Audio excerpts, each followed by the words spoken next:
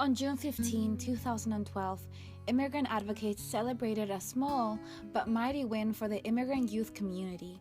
DACA, an immigration policy, was announced under the Obama administration as an executive order by President Barack Obama. What is DACA, you may ask? DACA stands for Deferred Action for Childhood Arrivals. It is a policy that grants a 2-year work permit to a specific pool of undocumented individuals and places its recipients under low priority within deportations. The process of application is lengthy and is specific, with a money order of $465. Who is eligible to apply? Undocumented individuals who enter the United States before the 16th birthday and before June 2007. Those who are currently in school, are high school graduates, or have been honorably discharged from the military. They must be under the age of 31 as of June 15, 2012, not have been convicted of a felony, significant misdemeanors, or other 3 misdemeanors, or otherwise pose a threat to the national security. DACA does not provide lawful status or a path to citizenship. It does not provide any federal welfare nor federal student aid. DACA is also an executive order. This is important to note because an executive order can only be implemented and can only be taken away by the current president in office. Before DACA, the undocumented youth experience constant barriers in their lives.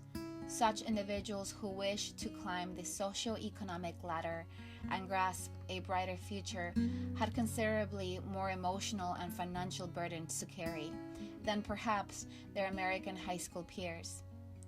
Young, undocumented individuals had to face the inadequacy that emerges from not being able to contribute to their studies and family households, unless they were willing to place themselves at risk with the authorities.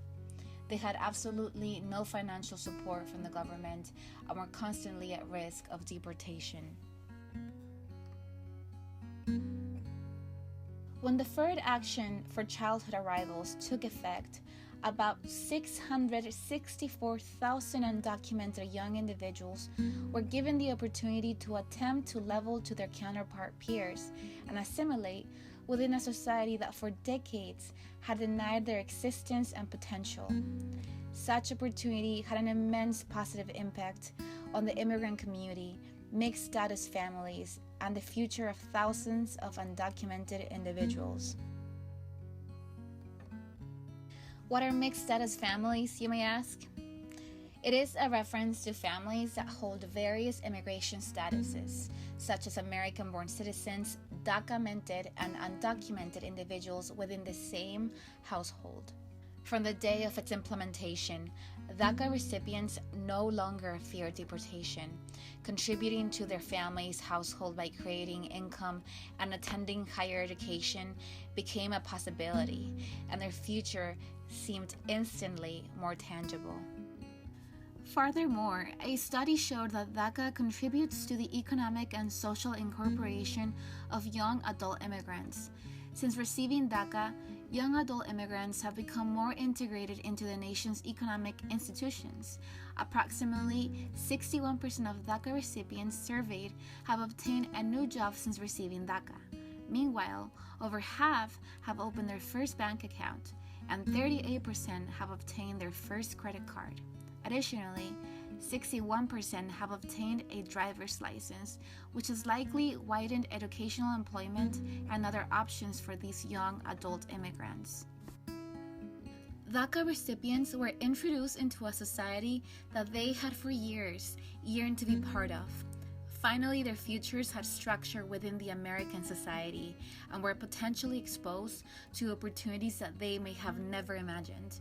Such opportunities varied financially, academically, professionally, and emotionally, for DACA recipients were now lastly allowed to dream. I had the opportunity to interview Daniela Leon, a DACA recipient from Argentina, currently an apartment manager in Van Nuys.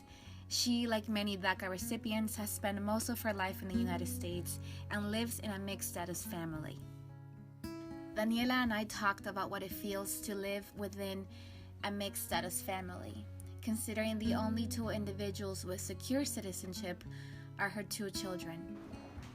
Eso debe traer mucho estrés en tu familia y a ti misma. Me imagino que te debe costar cuando tu pareja se va al trabajo y cuando vuelve. Todo eso debe ser como... Sí, yo creo que depende del día y depende de las noticias. Si escucho algo malo, sí me preocupo. Y no es que estoy todos los días pensando en eso, pero a veces sí me pongo a pensar y me asusta un poco, o depende de la situación. Si es que escucho que pasó algo con alguien que deportaron o que cambiaron alguna ley sobre inmigración, quizá ahí es cuando me pongo a pensar y sí me preocupo y me asusto, pero tampoco puedo vivir preocupada todos los días y con ese miedo todo el tiempo. Por supuesto. Porque si no, no podría vivir tranquila. Es verdad. Although DACA recipients had the opportunity to seize their dreams, it is important to have a holistic perspective by presenting DACA's many narratives, restrictions, and limitations. As we conclude, we must remember that DACA is a brittle policy that can be implemented and eliminated by our current President of the United States. DACA recipients do not have any path to citizenship, and their permission to reside in the United States is currently under uncertainty. They're still not allowed to leave our country unless they apply to advance parole, another lengthy, very specific, and expensive application. They're still not allowed to request government assistance such as financial aid, welfare, and most importantly, Medicaid. Impediments such as these refrain DACA-mented individuals from fully integrating into the American society.